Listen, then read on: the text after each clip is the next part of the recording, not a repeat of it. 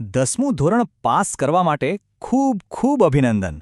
ખરેખર આ એક બહુ મોટો પડાવ છે અને હવે ભવિષ્યને ઘણા બધા દરવાજા એકસાથે ખુલી રહ્યા છે. તો ચાલો આજે આપણે સાથે મળીને સમજીએ કે કયો દરવાજો ક્યાં જાય છે, જેથી સાચો રસ્તો પસંદ કરવામાં સરળતા રહે. 10મા પછી શું? ઓહ, આ એક એવો સવાલ છે જે દરેક વિદ્યાર્થીના મનમાં ઘૂમરાતો હોય છે. થોડી મૂંઝવણ, કદાચ થોડું ટેન્શન, આ બધું બહુ નોર્મલ છે. પણ ચિંતા ના કરશો, કારણ કે આ એક નવી, રોમાંચક સફરની શરૂઆત પણ છે. આ જ નિર્ણયે ભવિષ્યનો પાયો નાખશે, એટલે ચાલો સાથે મળીને આ સફરને એકદમ સરળ અને સ્પષ્ટ બનાવીએ. અને હા, આ નિર્ણય લેવામાં કોઈ એકલું નથી હોતું. જો મોટા ભાગના વિદ્યાર્થીઓ એટલે કે લગભગ 66% સામાન્ય પ્રવાહ એટલે કે કોમર્સ કે આર્ટ્સ પસંદ કરે છે. એ પછી લગભગ 21% વિજ્ઞાન પ્રવાહમાં જાય છે, જ્યારે 7% ડિપ્લોમા અને બાકીના 6% બીજા કોર્સ પસંદ કરે છે.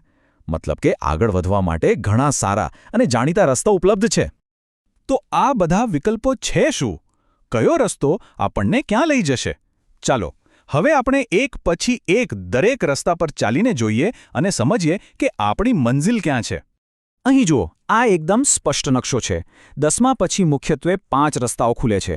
એક છે ઉચ્ચતર માધ્યમિક, જેમાં સાયન્સ અને જનરલ સ્ટ્રીમ આવે. બીજો રસ્તો છે ડિપ્લોમાનો.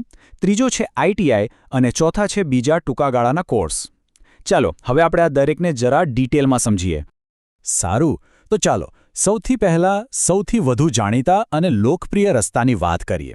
એ છે ઉચ્ચતર માધ્યમિક, એટલે કે આપણું 11મું અને 12મું ધોરણ. આ 2 વર્ષનો જાણીતો રસ્તો છે, જે સીધો જ કોલેજના દરવાજા ખોલે છે. અને એટલે જ મોટાભાગના વિદ્યાર્થીઓ આ જ રસ્તો પકડે છે. હવે ઉચ્ચતર માધ્યમિકમાં પણ 2 મુખ્ય ભાગ પડે છે. પહેલું છે સાયન્સ સ્ટ્રીમ, જેમને એન્જિનિયરિંગ, મેડિકલ કે પછી સાયન્ટિસ્ટ બનવામાં રસ હોય એમના માટે આ બેસ્ટ છે. અને બીજો છે જનરલ સ્ટ્રીમ, જેમાં કોમર્સ અને આર્ટ્સ આવે. જેમને બિઝનેસ, મેનેજમેન્ટ, વકીલાત કે પછી ક્રિએટિવ ફિલ્ડમાં જવું હોય એમના માટે આ પ્રવાહ છે. સાયન્સ સ્ટ્રીમની ખાસ વાત એ છે કે એના પછી ઓપ્શન્સ ઘણા બધા ખુલી જાય છે. એન્જિનિયરિંગ અને ડૉક્ટર જેવા જાણીતા વિકલ્પો તો છે જ, પણ હવે તો ફાર્મસી, આર્કિટેક્ચર, ડેટા સાયન્સ અને આઈટી જેવા નવા અને જબરદસ્ત ક્ષેત્રો પણ છે. એટલે કે તકોની કોઈ કમી નથી. અને હા, કારકિર્દીની સાથે સાથે આપણે આવક વિશે પણ વિચારીએ છીએ જ, ખરું ને? તો જુઓ, જો એન્જિનિયરિંગનું જ ઉદાહરણ લઈએ, તો આઈઆઈટી કે એનઆઈટી જેવી ટોપ કોલેજમાંથી ભણ્યા પછી શરૂઆતનો પગાર જ વર્ષે 10 લાખથી 50 લાખ સુધીનો હોઈ શકે છે. આ બતાવે છે કે સારી સંસ્થા અને મહેનતનું ફળ કેટલું મીઠું હોય છે. ચાલો હવે બીજા રસ્તા પર આવીએ. જો કોઈને પુસ્તકો કરતાં પ્રેક્ટિકલ કામમાં, મતલબ કે હાથથી કામ કરવામાં વધુ મજા આવતી હોય, તો ડિપ્લોમા કોર્સ એકદમ પરફેક્ટ ઓપ્શન છે. આ એક એવો શોર્ટકટ છે જે સીધો જ ટેકનિકલ નોલેજ અને નોકરી તરફ લઈ જાય છે.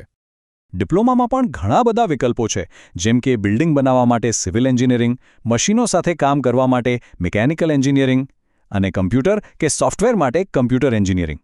આ દરેક ફિલ્ડમાં સારા અને કુશળ લોકોની માર્કેટમાં હંમેશા જરૂર રહે છે. અને ખબર છે, આ કોર્સનો સૌથી મોટો ફાયદો શું છે? એનો સમય. ફક્ત 3 વર્ષ. મતલબ કે 10મા પછી ખાલી 3 જ વર્ષમાં ટેકનિકલ એક્સપર્ટ બનીને નોકરી માટે તૈયાર થઈ શકાય છે. આનાથી સમય અને પૈસા બંને બચે છે. હવે વાત કરીએ એ લોકો માટે જેમને બહુ જલ્દી કોઈ એક ચોક્કસ સ્કિલ શીખીને સીધા કામે લાગી જવું છે. એમના માટે આઈટીઆઈ અને બીજા પ્રોફેશનલ કોર્સ સૌથી સારો વિકલ્પ છે. આઈટીઆઈની દુનિયા તો બહુ જ મોટી છે.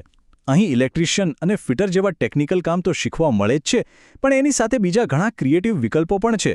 કુલ મળીને 130 કરતાં પણ વધારે ટ્રેડ્સ ઉપલબ્ધ છે અને આ બધા જ કોર્સ પ્રેક્ટિકલ નોલેજ પર ફોકસ કરે છે.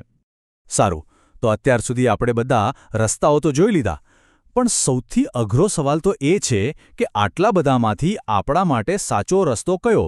ચાલો હવે એના પર ફોકસ કરીએ કે નિર્ણય કેવી રીતે લેવો. તો સાચો નિર્ણય કેવી રીતે લેવાય? ચાલો એને 3 સહેલા સ્ટેપ્સમાં સમજીએ. પહેલું, પોતાની માર્કશીટ જુઓ, કયા વિષયમાં સારા માર્ક્સ આવે છે. બીજું, દિલને પૂછો કે મને શું કરવામાં સૌથી વધુ મજા આવે છે. અને ત્રીજું, ઘરની પરિસ્થિતિ અને વ્યાવહારિક બાબતો પર પણ ધ્યાન આપો. જ્યારે આ 3 સવાલોનો જવાબ એક જ દિશામાં ઇશારો કરે, બસ સમજી લેજો કે એ જ સાચો રસ્તો છે. એક વાત હંમેશા યાદ રાખજો, સાચો રસ્તો પસંદ કરી લેવો એ તો ખાલી શરૂઆત છે. અસલી સફળતા તો એ વાત પર નિર્ભર કરે છે કે આપણે એ રસ્તા પર ચાલીએ છીએ કેવી રીતે. ચાલો અમુક એવી ચાવીઓ વિશે વાત કરીએ જે કોઈ પણ રસ્તા પર સફળતા અપાવી શકે છે. આ છે સફળતાની 7 ચાવીઓ, જાણે કે એક પર્સનલ ટૂલકિટ. સૌથી પહેલાં જ્ઞાન, પછી એક ચોક્કસ લક્ષ્ય એટલે કે વિઝન, એની સાથે સતત ટ્રેનિંગ, પૂરો આત્મવિશ્વાસ, એકાગ્રતા અને સમર્પણ.